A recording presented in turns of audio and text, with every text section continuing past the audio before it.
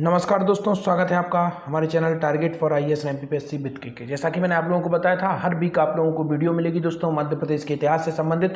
और दोस्तों इसके पहले मैं आपको लगभग 36 वीडियो लेकर आया हूं, जिसमें मैंने पूरा का पूरा मध्य प्रदेश का इतिहास कवर किया है। इसके अंदर दोस्तों हमने क्या क्या कवर कर लिया है वो मैं एक बार आप लोगों को बता देता हूँ। सबसे पहले दोस्तों हम लोगों ने पूरा का पूरा मध्य प्रदेश का प्राचीन कालीन इतिहास कंप्लीट कर लिया है। इसके बाद दोस्तों हम लोगों ने पूरा का पूरा मध्य प्रदेश का जो मध्यकालीन इतिहास है उसे कवर कर लिया है। और अब हम लोग दोस्तों आधुनिक इतिहास, इसके पहले मैं बता चुका हूं एक वीडियो में मैंने जितनी भी आधुनिक रियासतें थी उनको कवर कर लिया है। अब मैं आप लोगों को दोस्तों जो हमारा एमपीपीएससी 2020 का नवीन सिलेबस है उसके अंतर्गत दिया गया है मध्य प्रदेश का स्वतंत्रता आंदोलन में योगदान, और उसके अंतर्गत दोस्तों अब हम लोग डिस्कस करेंगे बघेलखंड का स्वतंत्रता आंदोलन में योगदान।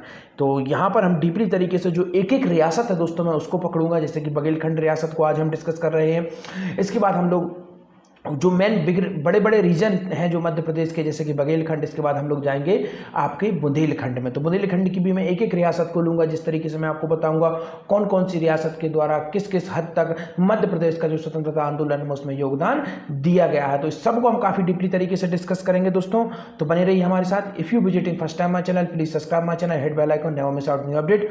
और दोस्तों अगर आप इस लेक्चर की फ्री ऑफ कॉस्ट पीडीएफ प्राप्त करना चाहते हैं तो आपको कुछ नहीं करना, आपको बस ज्वाइन करना है मेरा टेलीग्राम चैनल। और टेलीग्राम चैनल की लिंक मैंने डिस्क्रिप्शन में दी है, वहां से आप टेलीग्राम चैनल ज्वाइन करिए। वहां आपको इस लेक्चर की फ्री ऑफ कॉस्ट पीडीएफ मिलेगी। साथ ही साथ आपको जितने भी पूरा का पूरा मध्य प्रदेश का इतिहास है उन सभी की लेक्चर की फ्री पीडीएफ आपको टेलीग्राम चैनल पर मिल जाएगी। आपको बस करना इतना है कि टेलीग्राम चैनल को ज्वाइन करना है। साथ ही साथ दोस्तों यह भी बता देना चाहूंगा, मध्य प्रदेश के इतिहास के अंतर्गत जो मध्य प्रदेश का आधुनिक इतिहास का मैंने फुल वीडियो लेके आया था, उसमें मैंने डिस्कस किया था सिंधिया वंश, होलकर वंश और भोपाल की रियासत और उसमें बेगमों का शासन। पूरा 1 घंटे का वीडियो है दोस्तों, उसको देख लीजिए, उसके बाहर एक भी क्वेश्चन नहीं आएगा। It is sufficient for you. तो चलिए बिना समय गवाए हुए शुरू करते हैं हम लोग एमपीपीएससी 2020 के नवीन सिलेबस के अनुसार मध्य प्रदेश का स्वतंत्रता आंदोलन में योगदान। पार्ट 37 है ये दोस्तों, इसके पहले 36 वीडियो और आ चुकी हैं। और बघेलखंड का स्वतंत्रता आंदोलन में योगदान हम देखेंगे। स्पेशली मैं यहाँ पर टारगेट करूंगा बघेलखंड रियासत को, इसका पूरा इतिहास मैं आपको बताऊंगा। तो चलिए शुरू करते हैं। सबसे पहले देखते हैं बघेलखंड रियासत दोस्तों। बघेलखंड रियासत के अंतर्गत दोस्तों कौन कौन से जिले आते हैं वर्तमान में, जैसे कि आप देखेंगे यहाँ पर मैं आपको मध्य प्रदेश के मैप के माध्यम से कुछ समझाने की कोशिश करता हूँ दोस्तों। यहाँ पर आप देखेंगे ये है हमारा प्यारा मध्य प्रदेश, और यहाँ पर आप देखेंगे ये जो पूरा रीजन आता है इसे बघेलखंड का एरिया बोला जाता है दोस्तों। यहाँ से कुछ एरिया बुंदेलखंड में भी आता है, परंतु यहाँ पर ओवरलैप करता है दोनों के एरिया, मगर यह है मध्य प्रदेश का पूरा एरिया जिसे हम लोग जानते हैं बघेलखंड के नाम से। तो यह काफ़ी अधिक इंपॉर्टेंट है। यहीं पर जो रियासतें हैं वह सब यहीं पर आती हैं और उनके बारे में हम यहाँ पर डिस्कस करेंगे। तो चलिए शुरू करते हैं बिना समय गवाए।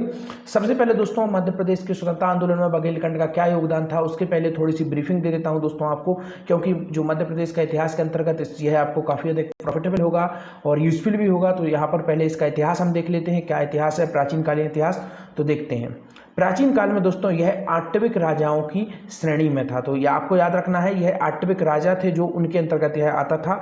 फिर देखते हैं हम 9वीं और 10वीं शताब्दी में दोस्तों यह चैंदी देश सभी को मालूम है। और चैंदी देश का दोस्तों एक नेक्स्ट नाम क्या था जिसे हम लोग जानते हैं, काफ़ी अधिक इंपॉर्टेंट नाम था, डाहल के नाम से इसे जाना जाता था। तो 10वीं और आपको केवल इतना याद रखना है कि 9वीं और 10वीं शताब्दी में बघेलखंड को किस नाम से जाना जाता था, डाहल नाम से जाना जाता था। और 12वीं और 13वीं शताब्दी में दोस्तों भट्टा के नाम से जाना जाता था। दोनों पॉइंट काफ़ी अधिक इंपॉर्टेंट है क्योंकि कई बार पूछ लिया जाता है प्राचीन नाम और वर्तमान नाम। तो आपको याद रखना है जो डाहल क्षेत्र है वह कौन सा क्षेत्र है वर्तमान का, बघेलखंड क्षेत्र है। साथ ही साथ 12वीं शताब्दी में से किस नाम से जाना जाता था, भट्टा नाम से इसे जाना जाता था। इसके बाद देखते हैं 17वीं शताब्दी में दोस्तों बघेलखंड राज्य की राजधानी क्या थी, रेवा को बनाया गया था। तो आपको याद रखना है रेवा, जिसे हम वर्तमान में रीवा राज्य के नाम से जानते हैं दोस्तों। आगे चलकर आप देखेंगे जब मैं आप लोगों को मध्य प्रदेश का पूरा पुनर्गठन बताऊंगा डीपली तरीके से, उसमें मैं आपको बताऊंगा किस तरीके से रीवा जो राज्य है, रीवा राज्य पहले मध्य प्रदेश राज्य के पहले रीवा एक इंडिविजुअल राज्य था और विंध्यन जो प्रदेश था उसकी राजधानी हुआ करती थी दोस्तों रीवा। और इसके प्रथम जो मुख्यमंत्री थे उस समय वह कौन थे दोस्तों, शंभुदयाल शुक्ला जी उसके प्रथम मुख्यमंत्री थे। तो और भी इंपॉर्टेंट आपको फैक्ट इसके बारे में मैं बताऊंगा, परंतु यहाँ पर हम केवल डिस्कस करेंगे बघेलखंड रियासत का इतिहास और उसके बाद उसका स्वतंत्रता आंदोलन में योगदान। जब हम पुनर्गठन के बारे में डिस्कस करेंगे वहाँ मैं आपको डीपली तरीके से इसके बारे में बताऊंगा। तो देखते हैं 17वीं शताब्दी में दोस्तों बघेलखंड की राजधानी को रेवा नाम बनाया गया और इसे रीवा राज्य के नाम से संबोधित किया गया। तो 18वीं शताब्दी में से दोस्तों रीवा नाम से संबोधित किया गया, तो इसको भी याद रखना है। 18वीं शताब्दी में से रीवा नाम से संबोधित किया गया और मैं बघेलों द्वारा शासित यह क्षेत्र बघेलखंड के नाम से प्रसिद्ध हुआ। अर्थात 18वीं शताब्दी में दोस्तों यहाँ पर बघेला एक वंश था और उसका शासन हुआ और उनके नाम पर इसका नाम क्या पड़ा, बघेलखंड प्रसिद्ध हुआ दोस्तों। और इस क्षेत्र की स्थानीय भाषा को क्या कहा जाने लगा, बघेली कहा जाने लगा। तो इस क्षेत्र की जो स्थानीय भाषा थी उसे क्या कहा जाने लगा दोस्तों, बघेली कहा जाने लगा। काफी अधिक इंपॉर्टेंट है दोस्तों। बघेली के बारे में कुछ इंपॉर्टेंट फैक्ट आपको बता देता हूं किस तरीके से इसका विकास होता है दोस्तों। बघेली का दोस्तों जो विकास होता है यह पूर्वी हिंदी से होता है, याद रख लीजिए, काफी अधिक इंपॉर्टेंट है, इसे नोट कर लीजिए कहीं पर, क्योंकि यह लेक्चर का पार्ट नहीं है, यह एडिशनल इंफॉर्मेशन है जो मैं आपको दे रहा हूं। तो बघेलखंड दोस्तों पूर्वी हिंदी से इसका विकास हुआ है। और इसके बाद दोस्तों काफी अधिक इंपॉर्टेंट यह भी है कि श्रीनिवास एक व्यक्ति थे, उनका नाम था श्रीनिवास, याद रख लीजिए श्रीनिवास। इनके द्वारा दोस्तों बघेलखंडी को बघेलखंड नाम दिया गया। जो बघेलखंडी भाषा थी उसका नाम किसके द्वारा दिया गया, श्रीनिवास द्वारा इसका नाम बघेलखंडी दिया गया दोस्तों। अर्धमगधी और पूर्वी हिंदी के द्वारा यह बनी हुई थी। तो यह काफी अधिक इंपॉर्टेंट है। तो चलिए आइए अब देखते हैं हम लोग पूरी डिटेल तरीके से। यहाँ पर बघेली भाषा के नाम से इसे जाना जाता था।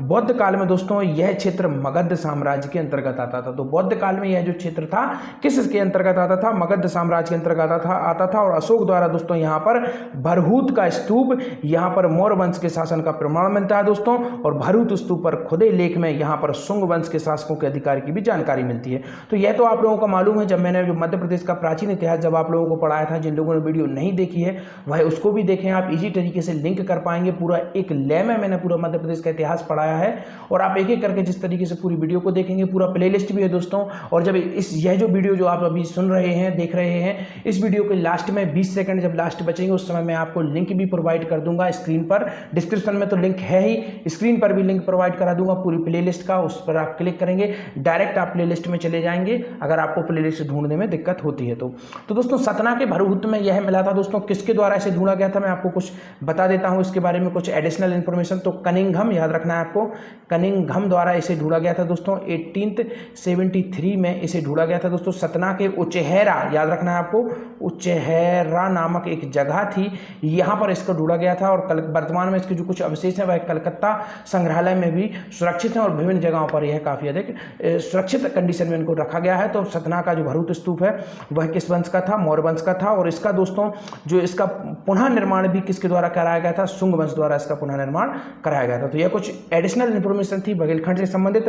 अब हम आते हैं हमारे मेन टॉपिक पर कि बघेलखंड रियासत का स्वतंत्रता आंदोलन में योगदान। तो चलिए शुरू करते हैं बघेलखंड रियासत का क्या क्या स्वतंत्रता आंदोलन में योगदान था। सबसे पहले दोस्तों आपको बताना चाहूंगा 1802 में अली बहादुर की मृत्यु के बाद दोस्तों बसीन की संधि के द्वारा संपूर्ण बुंदेलखंड के साथ ही पश्चिमी बघेलखंड भी ब्रिटिश शासन के अंतर्गत आ गया। तो यह आपको याद रखना है। एक अली बहादुर नामक व्यक्ति था दोस्तों, यह मुगल सेना के अंतर्गत कार्यरत था। इसके बारे में कुछ बता देता हूं आपको, परंतु आपको मालूम होगा जो कि मैंने आपको मध्य प्रदेश के मध्यकालीन इतिहास में समझाया है काफ़ी अच्छी तरीके से कि जो उत्तर मुगल काल के शासक थे वह जो फुल्ली तरीके से पावरफुल नहीं थे और कमज़ोर शासक थे। और जैसे ही वह कमज़ोर हुए तो उनके जो छोटे छोटे सरदार थे उन्होंने उनके जो विभिन्न राज्यों थे उन पर आक्रमण कर लिया। तो अली बहादुर के जो पूर्वज थे उन्हीं में से एक थे और उन्होंने यह जो पूरा एरिया है बघेलखंड का कुछ एरिया और साथ ही साथ बुंदेलखंड का कुछ एरिया, उनकी जो लाचारी थी उत्तर मुगल काल की उसका फ़ायदा उठा के उन्होंने इस पर पूरे पे कब्जा कर लिया था। और उसी का आगे चल के आप देखेंगे जब अंग्रेजों का शासन आता है तो 1802 में अली बहादुर की मृत्यु हो जाती है। और उसके बाद में उसके जो आगामी जो वंशज थे उनके द्वारा वसीन की संधि द्वारा संपूर्ण बुंदेलखंड, तो आपको याद रखना है संपूर्ण बुंदेलखंड और साथ ही साथ पश्चिम बघेलखंड भी ब्रिटिश शासन के अंतर्गत चला जाता है। तो इसके आगे देखते हैं क्या होता है, फिर अंतर्गत आ जाता है। रीवा राज्य दोस्तों भारत का ऐसा राज्य था जिसने अंग्रेजों की सनद यहाँ पर आपको वर्ड काफ़ी अधिक मिलेगा। सनद का अर्थ है दोस्तों उनकी शरण में जाना या उनके अंडर गाइडेंस में काम करना। तो रीवा ने क्या किया था दोस्तों, रीवा काफ़ी अधिक ऐसा राज्य था जो अंत समय तक भी डायरेक्ट इनके कंट्रोल में कभी नहीं आया अंग्रेजों को। तो यह भी मैं आपको बता देता हूँ किस तरीके से यहाँ पर हमेशा राजा का ही शासन रहा, इनडायरेक्टली अंग्रेजों ने उसे कंट्रोल रखा। तो देखते हैं, रीवा राज्य भारत का ऐसा राज्य था जिसने अंग्रेजों की सनद लेने से साफ मना कर दिया था, इसलिए अंग्रेजों ने इसके महत्व को स्वीकार करके इसके साथ 1812 में संधि की। तो दोस्तों यह प्रथम संधि थी, काफी अधिक इंपॉर्टेंट है यह सन। जैसे कि आप देखेंगे यहां पर 1802 में वसीम की संधि और फिर इसके बाद देखेंगे आप 1812 में जो संधि थी, प्रथम संधि थी जो डायरेक्ट डॉक्यूमेंट संधि थी, किनके बीच थी, अंग्रेजों और डायरेक्ट सीधे बघेलखंड रियासत के अंतर्गत। अब इसके बाद देखते हैं क्या है नेक्स्ट इंपॉर्टेंट रीवा राज्य के बारे में। तो रीवा राज्य के साथ दोस्तों अंग्रेजों की जो प्रथम संधि हुई थी वह 5 अक्टूबर 1812 को बांदा में संपन्न हुई थी। तो इसको आपको याद रखना है, प्रथम संधि कब हुई थी, 5 अक्टूबर 1812 को। किन किन के मध्य यह हुई थी, क्या इंपॉर्टेंट थी इसकी, सब कुछ हम देखेंगे। तो 5 अक्टूबर 1812 को रीवा राज्य की प्रथम संधि थी, वह हुई थी अंग्रेजों और किसके बीच हुई थी, वह हम देखते हैं कहाँ पर हुई थी, यह बांदा में हुई थी, जिसमें दोस्तों जय सहदेव को, तो नाम याद रखना है काफी अधिक इंपॉर्टेंट है, क्या किया था, 5 अक्टूबर 1812 को जय सहदेव को रीवा राज्य का वैध शासक स्वीकार किया गया था।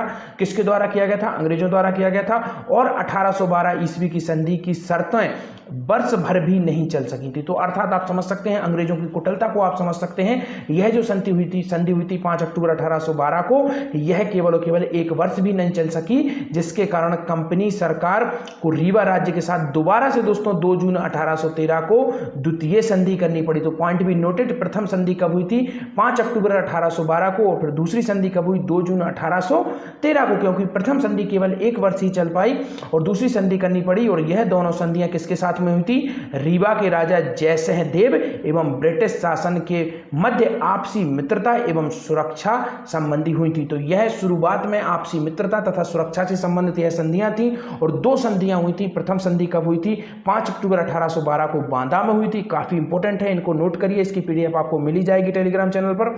और दूसरी संधि कब हुई थी दोस्तों, 1812 ईस्वी की संधि हुई थी, और दूसरी संधि हुई थी दोस्तों 2 जून 1813 को।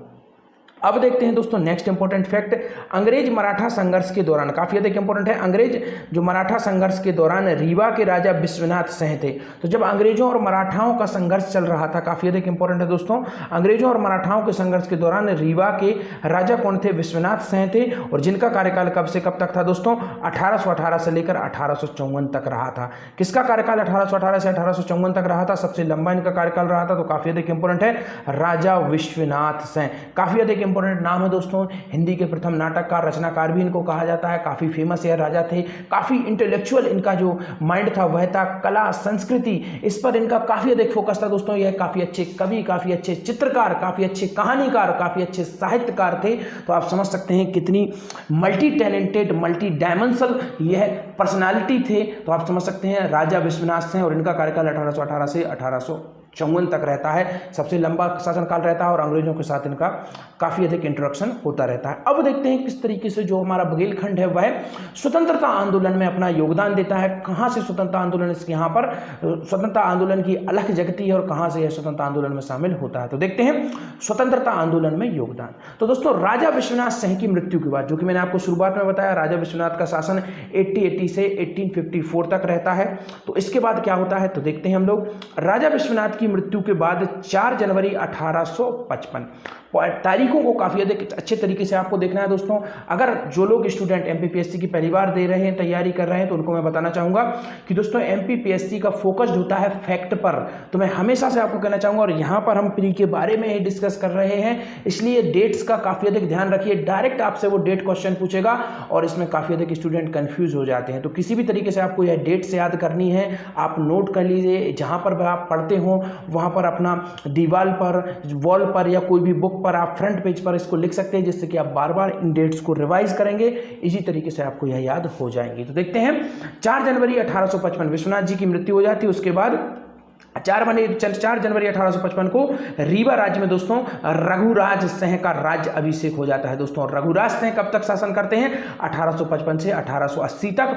और जो विश्व प्रसिद्ध हमारे भारत का प्रथम स्वतंत्रता आंदोलन था 1857 का आंदोलन, तो उस दौरान आपसे क्वेश्चन इसी तरीके के पूछे जाएंगे दोस्तों। मैं यहां पर आपको बता देता हूं कि 1857 की क्रांति के दौरान बघेलखंड रियासत या रीवा रियासत के कौन राजा थे? तो उस समय राजा थे दोस्तों रघुराज सिंह। पॉइंट भी नोटेड, कौन राजा थे 1857 की क्रांति के समय? रघुराज सिंह। और उसके पहले कौन थे? विश्वनाथ सिंह थे। और हमने देखा था संधि किसके साथ की गई थी? जयसिंह के साथ में 2 संधियां की गई थी। तो यह काफी अधिक इंपॉर्टेंट है, आपको कंफ्यूजन नहीं होना है। फिर देखते हैं 1857 की क्रांति के समय रीवा के महाराज रघुराज सिंह ने दोहरी भूमिका अदा की थी दोस्तों। इनकी भूमिका काफी अलग थी।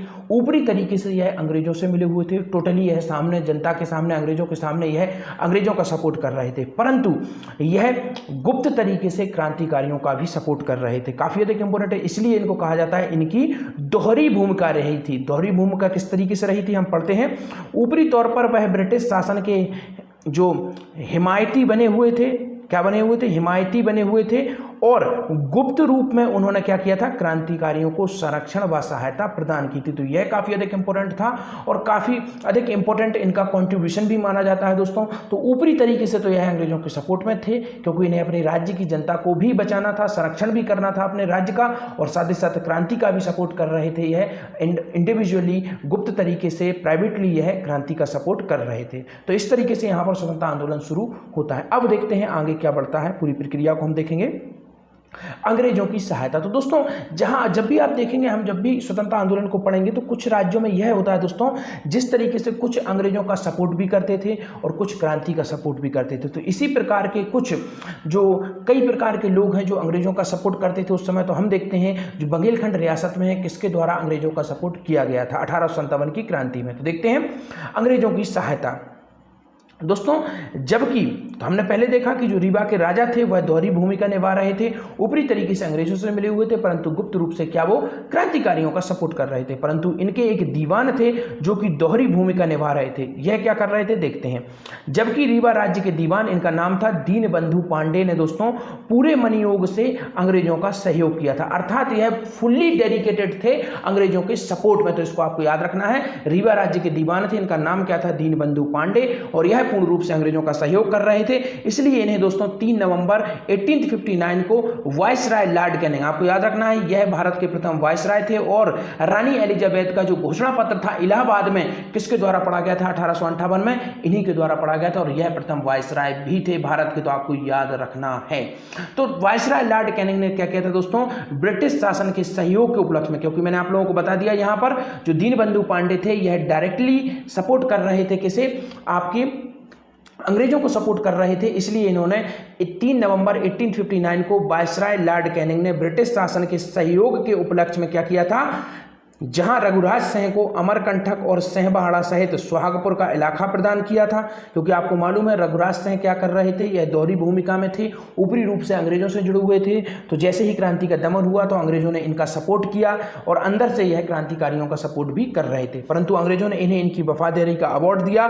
अमरकंटक और सिंहबहाड़ा सहित सुहागपुर का इलाका इन्हें प्रदान किया। वहीं जो दीनबंधु इनके दीवान थे, दीनबंधु को क्या किया दोस्तों? बहादुर की उपाधि से सम्मानित किया। तो काफी अधिक इंपॉर्टेंट है, डायरेक्ट आप लोगों से पूछा जा सकता है कि बहादुर की उपाधि से 1857 की क्रांति के बाद किसे सम्मानित किया गया था, या बघेलखंड के ऐसा कौन सा व्यक्ति था, राजा था, दीवान था, जैसे बहादुर की उपाधि से सम्मानित किया गया था। तो पॉइंट भी नोटेड, दीवान दीनबंधु को ऐसा किया गया था। और रघुराज सिंह को भी इनाम मिला था। इन्हें क्या मिला था? अमरकंटक का क्षेत्र, सिंहबहाड़ा और सुहागपुर का जो एक अधिकतम भूभाग क्षेत्र था वह किसे दिया गया था? राजा रघुराज सिंह को दिया गया था। और यह कहां के राजा थे? रीवा रियासत के यह राजा थे।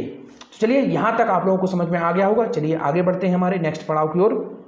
अब देखते हैं हम बुंदेलखंड रियासत में 1857 की क्रांति की वास्तविक शुरुआत। अभी तक हमने देखा क्या क्या कारण थे, कौन कौन से राजा थे। अब हम देखते हैं जमीनी स्तर पर, ग्रास रूट लेवल पर कौन ऐसे क्रांतिकारी थे जो फेस टू फेस अंग्रेजों से फाइटिंग कर रहे थे। क्योंकि यह बैटल था दोस्तों, और डायरेक्ट बैटल कैसा था? यह युद्ध था, डायरेक्ट जमीनी युद्ध था। तो कौन ऐसे वीर क्रांतिकारी थे जो जमीनी स्तर पर युद्ध कर रहे थे अंग्रेजों से? तो देखते हैं बघेलखंड रियासत में 1857 क्रांति की वास्तविक शुरुआत तो कब होती है, अब देखते हैं। बघेलखंड में दोस्तों 1857 की क्रांति की वास्तविक शुरुआत कब होती है दोस्तों? अगस्त में होती है। तो पॉइंट भी नोट किस माह में होती है? अगस्त में होती है। यह तारीखें काफ़ी अधिक इंपॉर्टेंट है। मध्य प्रदेश में दोस्तों इसकी शुरुआत कब होती है? नीमच जो है वहाँ से शुरुआत होती है दोस्तों, 3 जून को होती है, तो यह भी आपको याद रखना है। इसी की तरह हम देखेंगे बघेलखंड में कब शुरुआत होती है, तो बघेलखंड में शुरुआत होती है दोस्तों अगस्त को होती है दोस्तों। और यहाँ पर यह भी बता देता हूँ दोस्तों, भोपाल में कब होती है? भोपाल में भी अगस्त में ही होती है। 6 अगस्त वह डेट है जब भोपाल में शुरुआत हो जाती है क्रांति थी, तो इसको भी आपको याद रखना है। और 14 जुलाई को हो जाती है शुरू, कहाँ पर दोस्तों? वहाँ पर ग्वालियर में हो जाती है। और 1 जून को शुरुआत हो जाती है सागर और साथ ही साथ इंदौर में भी। तो यह काफ़ी अधिक इंपॉर्टेंट है, इनको याद रखिए। जब मैं आगे इनके बारे में आपको बताऊंगा वहाँ पर आप डिस्कस कर सकते हैं। तो देखते हैं 1857 ईस्वी में जगदीशपुर बिहार के कुंवर सिंह के आगमन पर हुआ था। तो जो बिहार जगदीशपुर के दोस्तों कुंवर सिंह थे, जिनका नाम था जगदीशपुर बिहार एक जगह थी, और इनके द्वारा यह महान क्रांतिकारी थे 1857 की क्रांति के। और इनका आगमन होता है रीवा राज्य में दोस्तों। और इन्हीं से प्रेरित होकर जब इनके द्वारा अलख जगाई जाती है आपके बघेलखंड में क्रांति के प्रति, तो इन्हीं से प्रेरित होकर लोग हथियार उठाना शुरू कर देते हैं बघेलखंड में। और इनसे प्रेरित होकर रीवा राज्य के एक सिपाही थे जिनका नाम क्या था? तिलंगा ब्राह्मण। याद रखना, इनका नाम क्या था?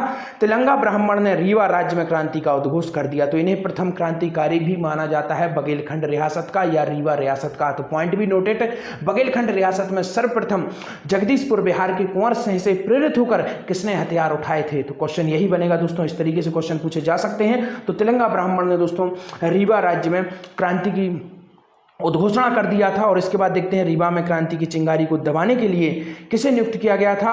तो तत्कालीन कौन थे? Political agent lieutenant आसवान। काफी अधिक इंपॉर्टेंट, याद रखना है।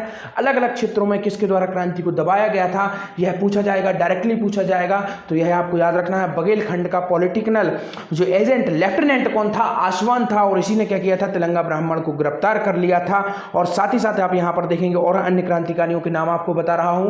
क्वेश्चन किस तरीके से बनेंगे वह भी मैं बता देता हूं आपसे। डायरेक्ट क्वेश्चन पूछेगा, तिलंगा ब्राह्मण 1857 की क्रांति में मध्य प्रदेश के किस क्षेत्र से संबंधित थे? आपको 4 ऑप्शन दिए जाएंगे, बुंदेलखंड, बघेलखंड, निमाड़ या इनमें से कोई नहीं। कुछ भी तरीके से आपसे पूछ लिया जा सकता है। तो आपको इनके नाम याद रखना है और एरिया वाइज याद रखना है। अब बाद में एक सेपरेट वीडियो में बना दूंगा जिसमें आपको बताऊंगा पूरा एरिया वाइज और सेपरेट वाइज। जब हम जो मध्य प्रदेश का पूरा जो आंदोलन में योगदान था, इसको जब हम खत्म करेंगे तब मैं आपको एक सेपरेट वीडियो दे दूंगा।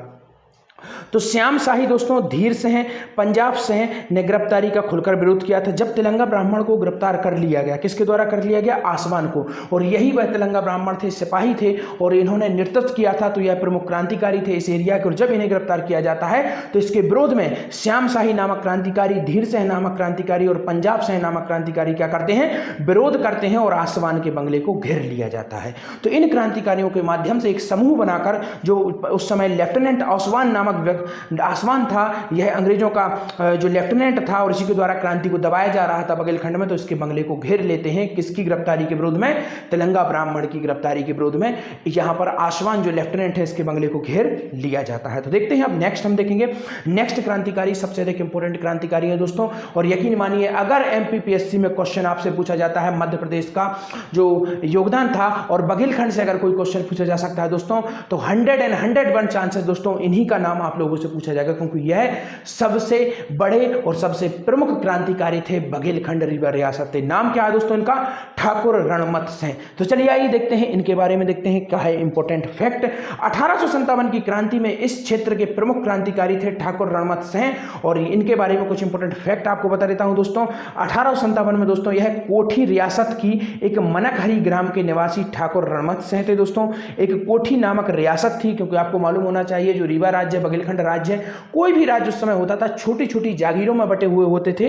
तो एक कोठी नामक रियासत थी और उसके एक ग्राम था जिसका नाम क्या था? मनकहरी ग्राम था। वहां के यह निवासी थे ठाकुर रणमत सिंह और इन्होंने अंग्रेजों का डटकर मुकाबला किया था। इसमें रीवा नरेश रघुराज सिंह ने उनकी आंतरिक सहायता करते थे। जो कि मैंने शुरुआत में आपको बताया था, रघुराज सिंह दोहरी भूमिका में थे। गुप्त रूप से वह क्रांतिकारियों का सपोर्ट कर रहे थे और ऊपरी रूप से वह अंग्रेजों का सपोर्ट कर रहे थे। इसलिए अंग्रेजों ने खुश होकर, जो मैंने आपको बताया, सोहागपुर और जो अमरकंटक का क्षेत्र उनको देते हैं। और जो दीवान का नाम मैंने आप लोगों को बताया था, दीवान दीनबंधु, तो इनके द्वारा डायरेक्टली ही अंग्रेजों का सपोर्ट किया गया था और इसके लिए इन्हें क्या उपाधि दी गई थी? बहादुर की उपाधि दी गई थी। चलिए आइए देखते हैं यह हमारा एक काफ़ी अधिक इंपॉर्टेंट युद्ध है। इसका केवल आपको याद रखना है कि इनके बीच में यह हुआ था और इसका नाम क्या था। भिल्ल-साय का एक फेमस युद्ध था दोस्तों, 1857 में ही यह हुआ था और दो प्रमुख क्रांतिकारी थे। भिल्ल-साय का युद्ध अक्टूबर 1857 में हुआ था। ब्रिटिशर्स इस युद्ध में किस किस के बीच हुआ था, एक तरफ तो थे ब्रिटिशर्स और दूसरी तरफ थे अजयगढ़ के राजा रणजोर सिंह। याद रखिए, यह रण नहीं दोस्तों, यह रण है, याद रखिए आपको, यह रण जोर, इसको आपको याद रखना है, काफ़ी अधिक इंपॉर्टेंट है। यहाँ पर यह गलत तरीके से लिख दिया गया है, रणजोर सिंह थे और ठाकुर रणमत। तो इन दोनों ने संयुक्त सेना बनाई थी और यह लोग भिल्ल-साय के युद्ध में अंग्रेजों से भिड़े थे। डायरेक्ट यह अंग्रेजों से भिड़े थे और आप समझ सकते हैं बाद में अंग्रेजों ने क्रांति का दमन कर दिया था और जो भी क्रांतिकारी थे उनको विभिन्न को फांसी की सजा दी गई थी और कुछ युद्ध में भी मारे गए थे। तो यह था दोस्तों हमारा पूरा का पूरा जो मैंने आप लोगों को बताया है, जो बघेल खंड का जो रियासत का स्वतंत्रता आंदोलन में योगदान था, यह पूरा का पूरा मैंने आपको बता दिया। दोस्तों वीडियो अगर अच्छी लगी हो तो लाइक करिए, इस चैनल को सब्सक्राइब करिए और साथ ही साथ यह भी बता देता हूं, जैसे ही यह वीडियो अब खत्म होने की कगार पर है, यहीं पर आपको स्क्रीन पर एक लिंक मिलेगी और उस लिंक के माध्यम से दोस्तों आप लोग आगे जाकर पूरी की पूरी प्लेलिस्ट को देख सकते हैं। पूरा का पूरा मैंने मध्य प्रदेश का जो इतिहास है उसको भी बनाया है। पूरा मध्य प्रदेश का प्राचीन इतिहास हमने कवर किया है, पूरा आधुनिक इतिहास भी हमने कवर किया है। मध्य प्रदेश का स्वतंत्रता आंदोलन में योगदान, बुंदेला विद्रोह, आपका 1857 क्रांति में रानी लक्ष्मीबाई, वीर अवंतीबाई, यह सब मैं वीडियो बना चुका हूं। आपको कुछ नहीं करना, उसको क्लिक करना है, प्लेलिस्ट में जाकर आप उसे देख सकते हैं। दोस्तों अगर आप इसे नहीं देखना चाहते हैं तो उसको सेव कर रख लीजिए, बाद में आप देख सकते हैं, लाइक करके रख लीजिए। काफ़ी अधिक तरीके हैं, आप मुझसे ज़्यादा समझदार हैं, आप कुछ भी कर सकते हैं। थैंक यू सो मच दोस्तों। वीडियो अगर अच्छी लगी हो लाइक करिए, चैनल को सब्सक्राइब करिए, क्योंकि आपका सब्सक्राइब करने से हमारा हौसला बढ़ता है। दोस्तों यह पूरा का पूरा कोर्स फ्री ऑफ कॉस्ट है और मुझे आप लोगों से कुछ नहीं चाहिए, बस चाहिए तो आप लोगों का लाइक और आप लोगों का शेयर चाहिए दोस्तों, और आप लोगों के सुझाव भी मुझे आमंत्रित हैं। अगर आप लोगों को कुछ कमी लगती है इसमें तो आप लोग इसके बारे में भी मुझे बता सकते हैं कमेंट सेक्शन में दोस्तों। और मैं हर संडे को वीडियो अपलोड करता हूं और मेरी कोशिश यह रहेगी कि जल्दी से जल्दी हम कम से कम मध्य प्रदेश का इतिहास तो पूरा का पूरा कवर कर लें। तो धन्यवाद दोस्तों, देखते रहिए हमारे साथ target for IAS MPSC with